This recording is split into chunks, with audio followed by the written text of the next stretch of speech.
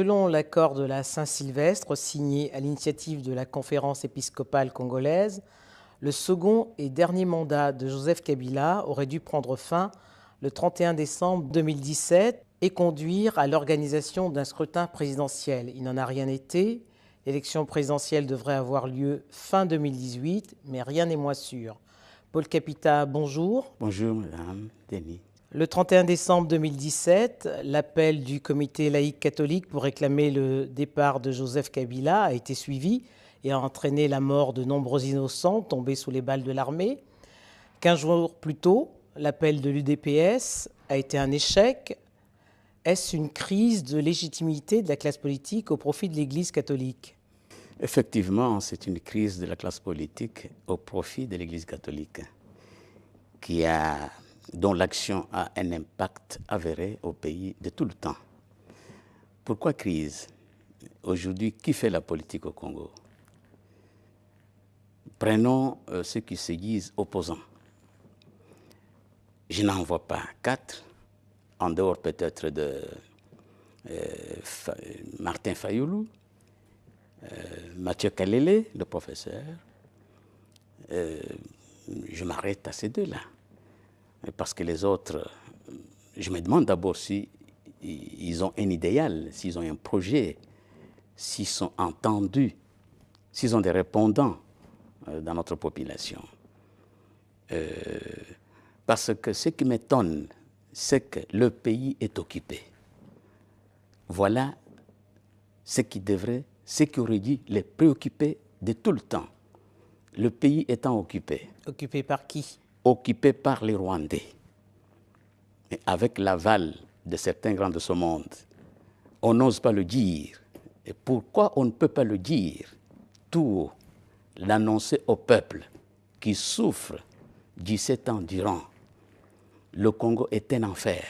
Paul Capita, cette répression du 31 décembre 2017 en rappelle une autre, c'est celle de février 1992, lorsque Mobutu s'opposait à la réouverture de la conférence nationale. Et c'était déjà Monseigneur Moussingo qui dirigeait la conférence nationale. Et on se souvient des propos qu'il avait tenus. Le sang des innocents ne coulera pas inutilement.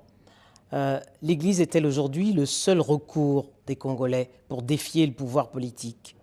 Il n'y a pas de comparaison possible entre ce qui s'était passé le 16 février 1992 avec ce qui vient de se passer le 31 décembre.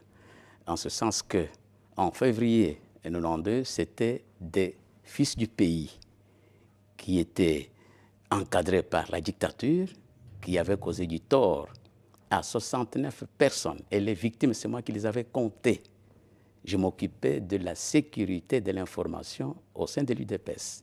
Tandis que le 31 décembre, c'est des mercenaires que le pouvoir, je ne dis pas gouvernement, pouvoir, avait, je le dis à l'indicatif, fait venir du Rwanda, du Burundi, Tanzanie, sans aucun lien avec ce peuple, et qui ont offert à la communauté internationale le cauchemar, le drame que tout le monde a observé et vécu. Mais on se souvient déjà que les propos de M. Moussingo avaient été suivis des faits, peut-on dire, parce que 5 ans plus tard, on assistait à la chute de Mobutu. Oui. Est-ce que quand il dit les médiocres doivent partir, et ce n'est pas Kabila seul qui est visé, parce que et les députés et les sénateurs, que ce soit au niveau national ou provincial, ne sont plus légitimes depuis 2016. Ça, c'est un constat. Mais le faire dans un État, il faut être un inculte politique pour pouvoir oser. Parce qu'un homme politique, j'ai toujours considéré l'étant moi-même un homme politique, un prêtre ou un missionnaire, un pasteur sérieux, c'est des gens qui s'occupent presque de la même mission, toute proportion gardée, pour le salut de l'humanité. Un homme politique, c'est un modèle, mais les antivaleurs, les ériger en valeurs républicaines, ça ne peut être qu'un crime. C'est un crime. Vous êtes l'un des 13 fondateurs de l'UDPS. Alors, depuis la disparition d'Étienne Tshisekedi, il y a deux branches au sein du DPS. La branche conduite par son fils, Félix Tshisekedi, et puis la branche conduite par le Premier ministre, Bruno Tshilaba, à laquelle vous appartenez. Aujourd'hui, ce parti qui a fait de ce pays ce qu'il était devenu sous Mobutu, ce parti qui a été conçu, fondé par amour de la patrie, fondé par des patriotes, des personnalités qui avaient été élues, non pas dans un cadre d'un parti politique, mais d'une organisation sociale quelconque, mais comme individus. Nous avons été élus comme individus. Et ça, c'est important. Ce parti ne mérite pas ce qu'il semble subir aujourd'hui. Malheureusement, les uns et les autres appartenant à ces deux camps ne cherchent pas à rencontrer ceux qui ont fondé ce parti ou ceux qui avaient accompagné ceux qui ont fondé ce parti, qui sont encore en vie. Je ne sais pas pourquoi. Pourquoi? Parce que moi qui vous parle, j'ai été formé par un aîné qui n'avait même pas fait 2 ans secondaires, mais un génie. Politique. Ngaloula Joseph, oui. Le projet de société de l'UDPS, c'est cet homme-là. Le nom de l'UDPS, nous avions tous cherché le nom, PPP comme initial, MM, mais lui il va dire, il faisait semblant de somnoler, il va dire, mes chers amis, je vous ai suivis, nous luttons pour que le social de nos concitoyens soit garanti. Nous luttons pour la démocratie. Mais songeons aux initiales qui traduisent notre idéal, la démocratie et le progrès social. Et au départ de cette réflexion, on va trouver le nom de l'UDPS. Bref, parmi les 13, voilà le génie que nous avions. Paix à son âme. Aujourd'hui, le comportement qui s'affiche ne peut être que regrettable, mais je lance un appel en leur direction, de penser aux victimes, de penser à l'origine de ce parti, aux faits sociopolitiques qu'il avait recommandé, que de se comporter selon les humeurs du moment, ou bien que selon en politique, les intérêts. Oui, en politique, tout ce que vous posez comme acte est observé et retenu. Et surtout les mauvais actes. Alors depuis 2017, la dépouille de votre compagnon de lutte, Étienne Tshisekedi, est en Belgique. C'est contraire à la tradition bantoue. Qu'est-ce que vous proposez comme solution? Madame, je n'ai pas de solution à proposer si ce n'est condamner ceux qui occupent le pays, qui ont de la vie de l'homme une autre notion. Mais nous, les Bantous, la vie de l'être humain est sacrée. Et de surcroît, la dépouille d'une personnalité qui a marqué l'histoire de ce pays-là, à l'instar de gens comme les Lumumba, les Kwame Nkrumah, les Ahidjo, et tout ça, mépriser cette dépouille-là, il faut être tout sauf patriote. Ils sont en train de prouver qu'ils n'ont aucun lien avec nous. C'est tout un tas de preuves. Début février, Paul Capita, une femme va prendre les rênes de la MONUSCO, la mission des Nations Unies pour le maintien de la paix, qui est installée en RDC depuis 1999.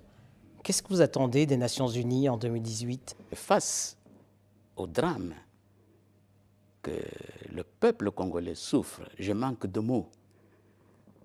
Une mère, une femme qui se trouve à la tête de cette organisation internationale et pourrait peser de son poids pour obtenir à quelque chose près le changement de tactique en ce qui concerne le Congo. Parce que je répète, j'insiste, tel aurait pu être le discours de ceux qui se disent opposants. Le Congo est occupé. Le Congo est occupé. Il y a plus de preuves. Ce que vous appelez armée. Je viens de ce corps-là. Ce n'est pas une armée. C'est un corps de mercenaires, avec des officiers venus on ne sait d'où. Les rares Congolais dont on dit être officiers, c'est des coquilles vides. Dernier point, Paul Capita, avant de conclure cet entretien, votre souhait pour 2018, pour votre pays? Mon souhait, madame, est unique. Et c'est le souhait de tous les Congolais, toutes les filles et tous les fils du Congo. Le pays étant occupé, un dictateur, un tyran ne respecte pas un seul accord. Ce n'était pas l'histoire. Ce n'était pas l'histoire. Si l'évêque, je reviens, si les évêques ont dirigé le forum pour arriver à sortir des accords, ils l'ont fait comme prêtres, comme des pasteurs, qui ne prenaient pas plus en considération la dimension réellement politique. Ils l'ont fait croyant qu'ils le faisaient à l'intention des fidèles. Or, ils ont affaire à des mercenaires, des occupants. Ils auraient dû se servir de tout ce qui est arrivé dans l'histoire et qui a montré qu'un tyran, un dictateur, et de par le monde ne respecte pas des accords. Voilà, un tyran a les idées derrière la tête, et un tyran quitte de la manière que tous les tyrans quittent. Les accords et tout ça, ça ne portera rien. Même les élections dont on parle. Je m'étonne. Vous n'y croyez pas? Je n'y crois pas. Mais l'opposition, où ils font la politique, où ils font du spectacle. Un pays occupé n'organise pas les élections. Il y en a eu en 2006. Qui était élu? C'est Mbemba. La meilleure façon de le payer, c'est il est à la haie. En 2011, Étienne Tshisekedi était élu. C'est lui qui exagérait, il dirait même que même les revenants l'avaient élu. Mais qui est à la tête du Congo? La vérité est celle-ci. Kabila ne veut pas des élections. Et ceux qui pensent qu'il est bête, ils se trompent. Kabila ne veut pas des élections. Il sait qu'il ne représente rien dans ce pays-là. Il sait que les gens ne l'aiment pas. Quel intérêt a-t-il à organiser des élections? La seule solution politique, celle-là, c'est de le faire partir. Et c'est pourquoi moi j'apporte un appui politique total.